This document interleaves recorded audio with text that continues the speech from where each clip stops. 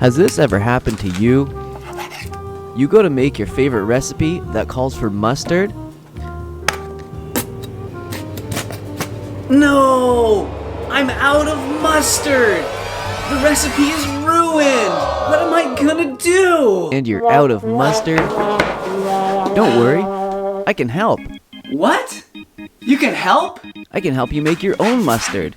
You mean I can make my own mustard? And not just one type of mustard, 3 types. 3 types? Wow! Yes, that's right. You heard it. 3 types of mustard. So I hope you guys enjoyed that infomercial intro. I've always loved infomercials, and I'd love to do one for myself one day, but I don't have anything gimmicky enough to sell in an infomercial, but maybe one day I will.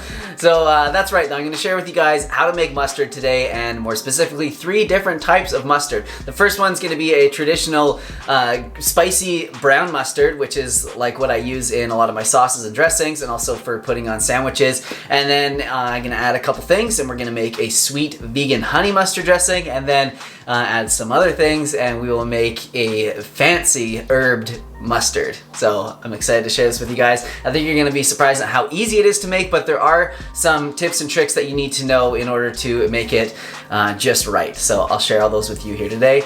And yeah, pretty excited. So let's get started. Mustard is pretty awesome. So not only does it add some good flavor and heat to a whole bunch of different dishes, it actually is an emulsifier too, which means that it helps fats and water or liquids to mix and stay mixed. And this is why I often use mustard in a lot of my sauces and dressings.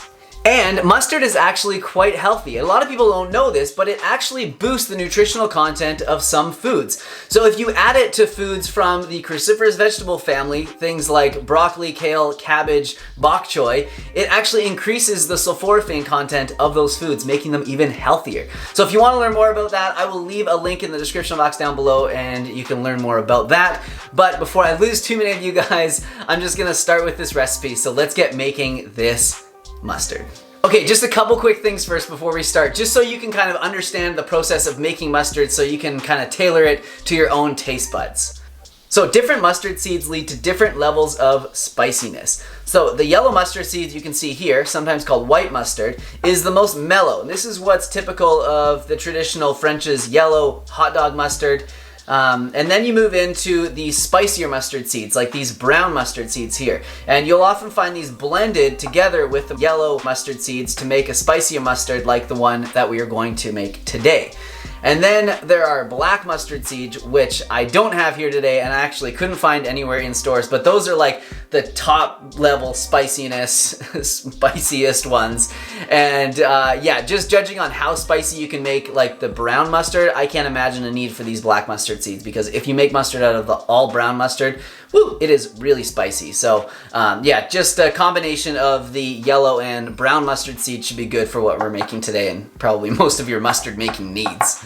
And then there's the temperature of water, which controls the level of spiciness of the mustard.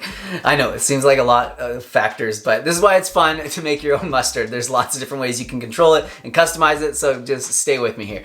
So warm water is going to make a more mellow mustard, where cold water is going to create a more spicy mustard. And then once you add vinegar to the mix, it's actually going to stop the chemical reaction there and lock in that level of spiciness where it's at. So the longer you leave that time before you add the vinegar, the spicier your mustard is going to be. I hope that all makes sense. I'll show you guys how we do it right here, right now, because it's not that difficult. I'm making it seem way tougher than it is. So we've got a couple measuring spoons, a tablespoon, and a teaspoon here. And then I have some yellow mustard seed. You can actually buy pre-ground mustard in the stores, but I just like to buy mustard seed like this and then grind it up myself. So you also do need a blender. And then we've got the brown mustard seeds, some apple cider vinegar.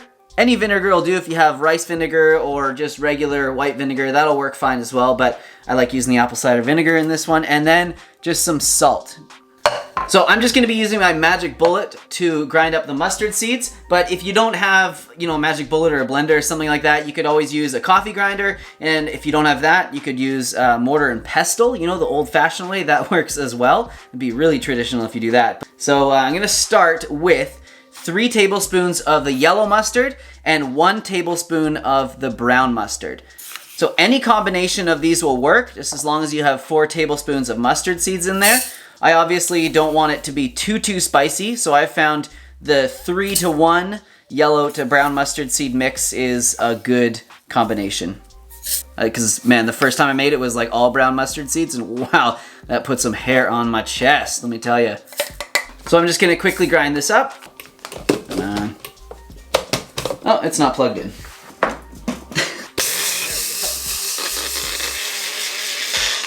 So there it is all ground up, and you can see you don't have to grind it into like a fine powder or flour or anything like that. You just want to make sure that, like, you know, 98% of them or whatever are ground or cracked at least. Okay, so next I'm gonna add 2 tablespoons of cold water, because I do want this to have some good zip to it. 1, 2. And, you know, like I say with all my recipes, this isn't like baking or anything, so you don't have to be completely exact with the measurements. But then you just want to go ahead and stir this around and just kind of make sure that you get, you know, the water evenly mixed in there, and you can see it's going to turn into a paste pretty quickly. And this is what starts that chemical process of it getting spicy. So if you really don't like spicy mustard, you'd want to go ahead and add the apple cider vinegar now. But if you don't mind your mustard a little bit spicier, then you can leave this for up to about 10 minutes. So I'm gonna leave it for around 5.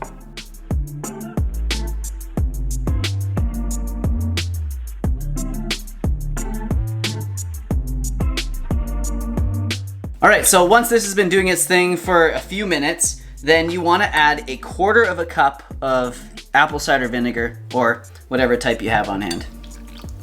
Mix that well. So you want to add about 1/2 teaspoon of salt. And then look at that. We have just made mustard.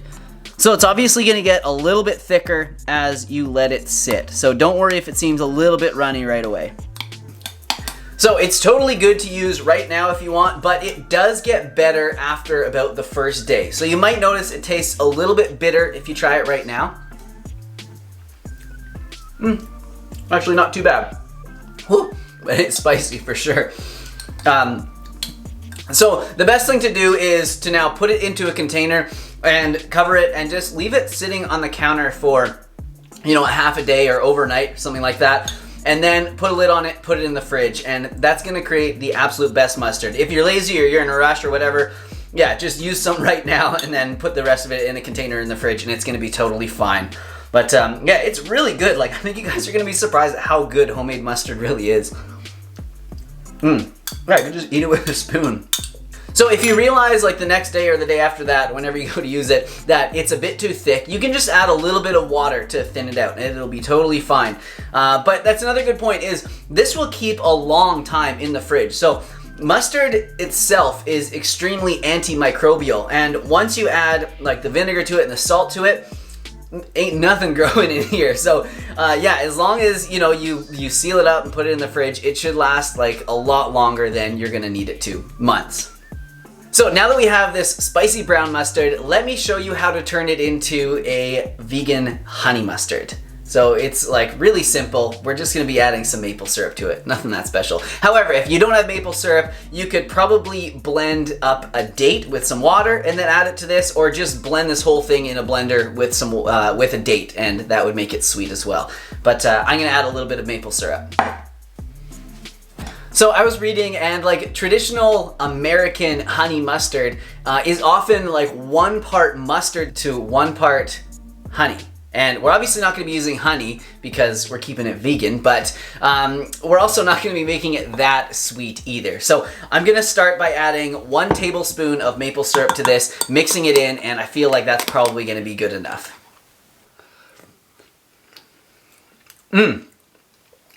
Wow, yeah, it's really good.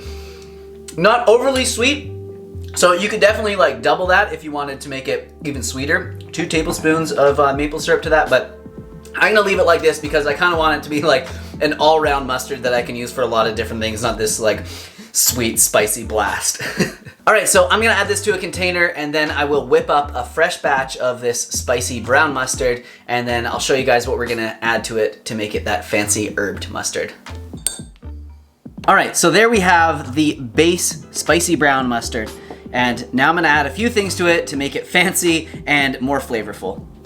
So I just pulled a bunch of spices and herbs out of the cupboard that I thought would go well with this. And really it's up to you to add, whatever ones you think would taste good. But I've got some cumin, paprika, garlic powder, onion powder, and some dill as well.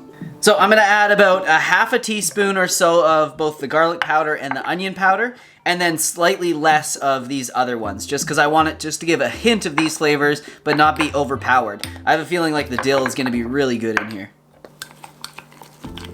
All right, now let's try this one, the fanciest of all the mustards. Yeah, also really good. Yeah, just subtle hints of those herbs, nothing overpowering, but it's really good. Yeah, I like it. Well, this one definitely turned out a bit thicker. Maybe I didn't measure as well, I don't know. But like I said, you can always add a bit of water to these if you guys do want to make it a little bit thinner. Alright, so I think that's probably it for this video. Now you guys know how to make 3 different types of mustards. 3 types? Wow! So I hope you guys enjoyed it. I had fun filming it and making all this mustard. Now I've got to eat it all. So definitely leave a like if you guys enjoyed the video. Leave your comments down below and tag me on Instagram if you do make your own mustard. I would love to see what you guys come up with. At Simnett Nutrition on Instagram. Give me a tag and I will check it out. So thank you guys so much for watching this video. I will see you soon with another one. Have a great day.